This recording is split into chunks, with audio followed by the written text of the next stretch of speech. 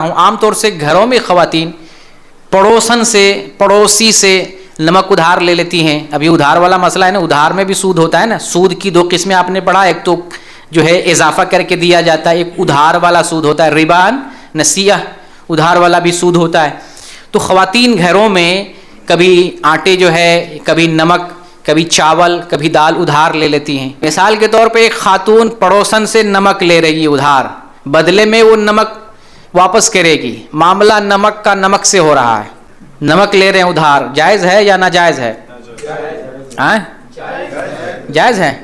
اس میں دو معاملے ہیں, دو معاملہ. ایک معاملہ یہ ہے کہ یہ جو قرض کے طور پہ نمک لیں, آٹا لیں, دال لیں, قرض کے طور پہ اگر لیا جائے تو ادھار لینا جائز ہے.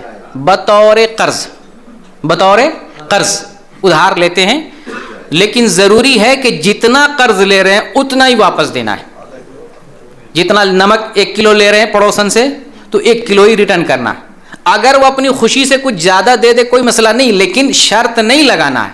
قرض میں کیا میں نے آپ کو بتایا کہ شرط لگائی جاتی ہے بعد میں اضافہ لیں گے. اگر شرط نہیں لگائے, ہم 1000 ریال جو ہے کسی سے قرضہ لیے, لوٹاتے وقت 1100 ریال دے رہے ہیں اپنی مرضی سے, کوئی مسئلہ نہیں, اپنی مرضی سے کوئی شرط لگا کے دے رہا ہے تو یہ غلط ہے. اور اگر کہیں پر رواج بنا ہوا ہے کم لے کر زیادہ دینا, اس کا مطلب سودی معاملہ ہو رہا ہے. وہ لوگ پہلے سے فکس کیے ہوئے ہمیں زیادہ دینا ہے بڑھا کر کے, تو یہ سودی معاملہ, ایسا معاملہ نہیں کرنا ہے. ایک یہ معاملہ قرض کا ہے, ٹھیک ہے. قرض کے طور پہ یہ لین دین جو ہے ادھار لینا جائز ہے, نمک وغیرہ گھروں کے اعتبار سے جو لیتے ہیں. لیکن تجارت کے اعتبار سے لیتے ہیں, کوئی آدمی اپنے کسی دوسرے بھائی سے تجارت کے طور پہ کہتا ہے کہ مجھے دال 100 کلو چاہیے, اور میں 1 مہینے کے بعد 2 مہینے کے بعد دال میں تمہیں 100 کلو یا اس سے زیادہ بڑھا کے دوں گا. یا اگر مثال مان لیتے 100 کلو ہی کا وعدہ کر رہا ہے, 1 مہینے کے بعد میں تجھے 100 کلو دے دوں گا, واپس کر دوں گا, تو یہ جائز نہیں.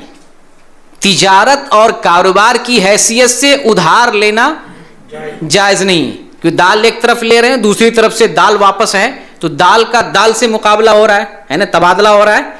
تو ایک چیز کا جو ربوی مال میں داخل ہو, ایک چیز کا دوسرے سے اگر آپ جو لین دین کر رہے ہیں تو معاملہ کیا ہو, برابر ہو, ہینڈ ٹو ہینڈ ہو. یہ کاروبار سے متعلق ہے. قرض کے طور پہ پیسہ لے رہے ہیں یا جو ہے یہ چیزیں لے رہے ہیں تو اس میں کوئی حرج کی بات نہیں. یہ تھوڑا سا باریک مسئلہ تھا لیکن واضح کر دینا ضروری تھا. بعد میں جاتے پھر سوچتے تھے گھر میں تو ایسا ہوتا ہے, آپ مولانا نے تو یہ بتا دیا تھا. تو اس مسئلے کو بھی ذہن میں رکھنے کی ضرورت ہے.